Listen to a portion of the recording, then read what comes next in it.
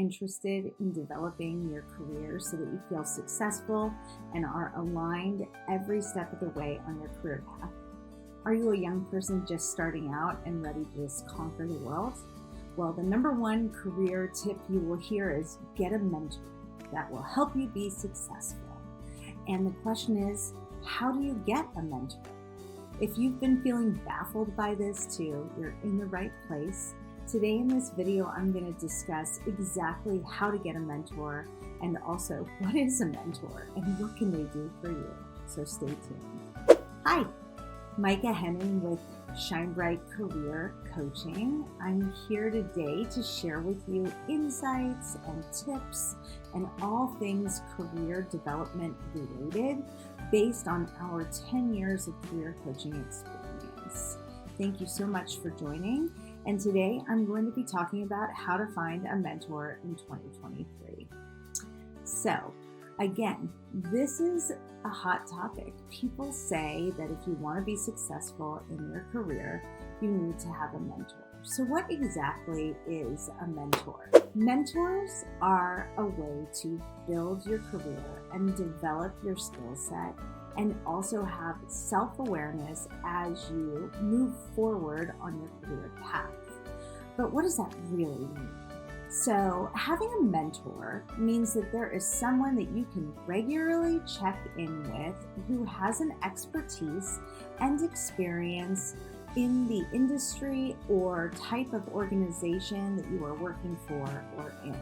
This person's there to help you navigate difficult situations, often offer advice about what types of skills you should be building in your career, and of course also there to help you set career goals, and not to be an accountable partner, but rather to coach and inspire you to hit those goals. So today I'm going to talk about how you can actually ask someone to be your mentor. One step before asking someone to be your mentor, it's incredibly important to think about how can you find a mentor, how can you find the right mentor, and what does that even mean? So step one to finding a mentor is to actually sit down and make a list of the attributes, the experience, the expertise that you would like your mentor to have. You can think about different types of leadership you have seen, different types of management you've experienced, and think about the things you want to grow in yourself as you develop your career. Make a list of those. If you value transparency, clarity, communication skills, the ability to move jobs or start companies, all of those are things that can go on this list. The second list, which is step two, make a list of potential candidates. Think about, again, managers that you've had in your career, perhaps colleagues that are just a few steps ahead of you, that are really carving out a path that seems like they understand where they want to go. Think about even neighbors or people in your life from your personal life that are in the same industry or have had similar career experiences.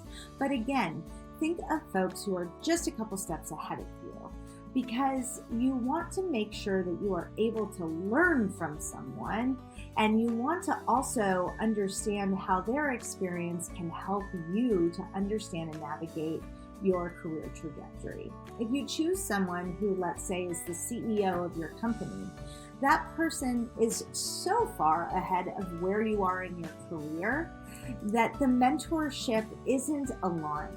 And often CEOs or people that are incredibly successful already and at a very high level, they are being asked to be mentors all the time. And so they often will feel like they haven't the space for it, the time, perhaps they already have a few people they're mentoring.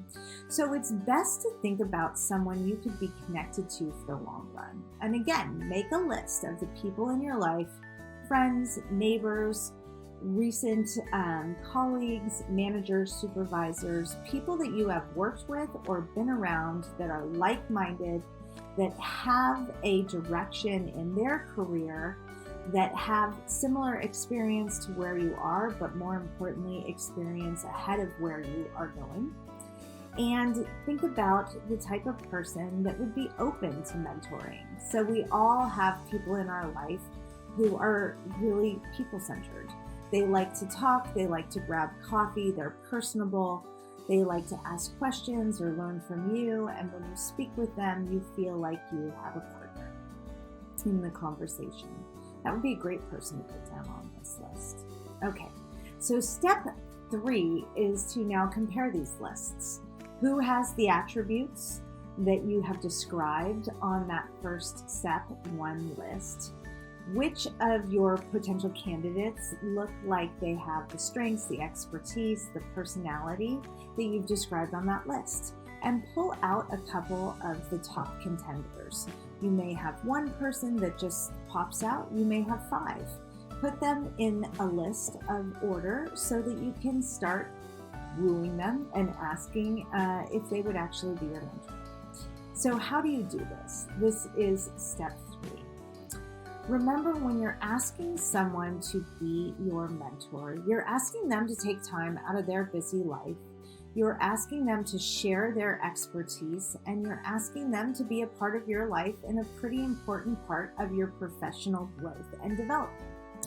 So within all 3 of those realms, it's important to keep it simple. Sometimes I have clients who ask people like, hey, let's meet weekly for check-ins, and I'd love for you to come up with ideas for me to develop what I'm working on. And that's exactly what you do not want to do. This mentor is there for you to have conversations with on an informal basis, particularly when you're starting out the relationship. So ask them to grab a cup of coffee, take them out, and share with them that you're looking to develop in these certain areas and that you think they have an expertise that could help you get where you're going faster. And let them know that you're not asking for weekly check-ins, but you would love to be able to buy them a cup of coffee every now and then and have a conversation about the things that are going on in your career, where you are in your goals for yourself, and also sometimes to really talk through different situations that are challenging at work. This is where mentors and their experience and their advice can be so important to our growth. Because if we can understand those challenges at work with the help of this outside perspective, and also possibly some cheering on from the sidelines, some strategizing, then we actually move through those challenges in our current jobs even better in a more focused approach, and that helps us be more successful. So in asking a person to be your mentor, again, you want to choose the right person. You want to make sure that you are keeping it light and informal. And you also want to make sure that when you're asking them to be your mentor, you're being specific about the areas of development, the types of conversations, and the types of challenges and goals you want to bring to them. If they agree, then congratulations, you've got the start of a mentor relationship. In this relationship, you are the mentee. And this is the other piece that's really important where I see clients struggle. Sometimes we don't realize that we are being unmentorable. What does that mean? So we want to make sure that we are listening actively to everything that our mentors are sharing, that we are trying to leave our defenses and excuses at the door so there can be an open exchange of ideas, and that we are actually taking in what our mentors are saying and we're able to maybe apply their advice, come back and ask them questions to build upon what their advice was last time you spoke. The thing that frustrates people so much when I have spoken to clients who are mentors to others is they say, hey, I took the time out of my calendar and I grabbed coffee with this young person in my office, and They really didn't listen to what I was saying. They were incredibly defensive. They were making excuses for their behavior. And they didn't seem to actually really want to hear my insights or take that information and apply it into the situation or challenge they were having at work. So it's very important to make sure you make yourself mentorable. That's a word. You want to be open. You want to be direct in what you're asking for, and you want to take what your mentor's advice is to heart. And that's why it's so important to choose one who feels like the right fit for you. It's also very important as you develop your mentor relationship to truly nurture it. So I spoke about keeping it light, keeping it accessible for the mentor so that they don't feel like it's a huge time suck or time commitment for them to be this mentor for you. But you want to also make sure that you're not just showing up when you need something from them. So make sure you nurture that relationship. Make sure that when it's their birthday, you reach out, send them a text, give them birthday wishes. After you've gone out for coffee and they've given you some particularly good advice, or maybe it took you a while to put it into action, but then you did and it had a solid outcome, make sure you share that win with them, either via text, email, and of course, a handwritten note is really also a beautiful touch. And it's something that your mentor can keep. Some people like to hang on to those mementos. But the point is don't just be a taker, be a giver as well. Let them know that the time they have taken to invest in you is actually building and helping you to develop as a professional. It's also awesome to be able to maybe write a recommendation on their LinkedIn page about how they have helped mentor you. You can also comment on any article or any piece of writing that they've done on LinkedIn. This is an incredibly personal way to publicly help them in their career growth and professional development too. So the lesson here is to pick the right mentor, nurture the relationship, and to make sure that you're not just being a taker.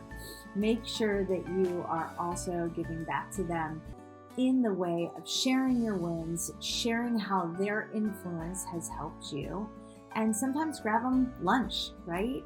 As you develop this relationship, it shouldn't just be over the course of 1 year.